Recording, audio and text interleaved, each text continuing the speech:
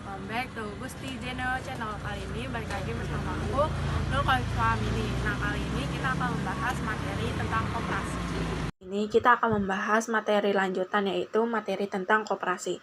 Nah, kali ini kita akan membahas tentang jenis-jenis koperasi, peran-peran koperasi, dan fungsi koperasi. Yang pertama ada jenis koperasi. Jenis koperasi yang pertama ada koperasi serba usaha. Koperasi serba usaha ialah jenis koperasi yang menyediakan berbagai macam jasa pinjam dan menjual berbagai kebutuhan konsumen. Anggota koperasi ini dapat membeli berbagai macam kebutuhan di layanan jenis koperasi serba usaha ini.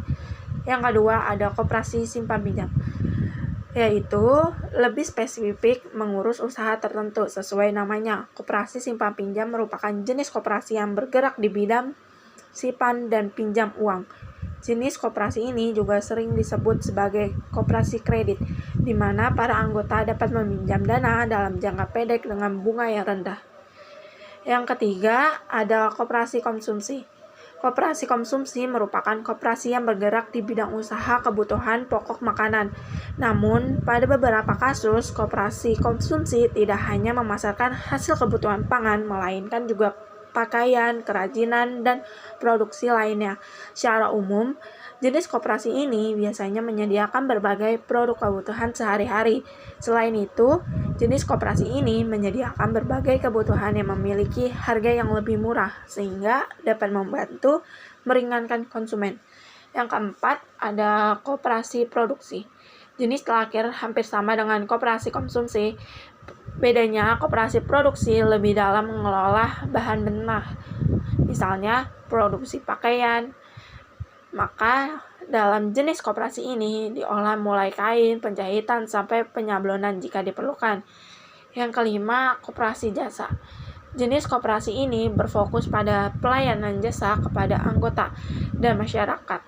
Umumnya, koperasi jasa menyediakan beberapa pelayanan seperti jasa asuransi dan jasa angkutan. Nah, yang kedua kita akan membahas tentang peran koperasi.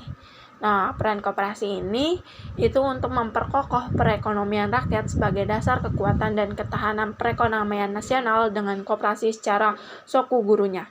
Berusaha untuk mewujudkan dan mengembangkan perekonomian nasional yang merupakan usaha bersama berdasar atas asas kekeluargaan dan demokrasi ekonomi.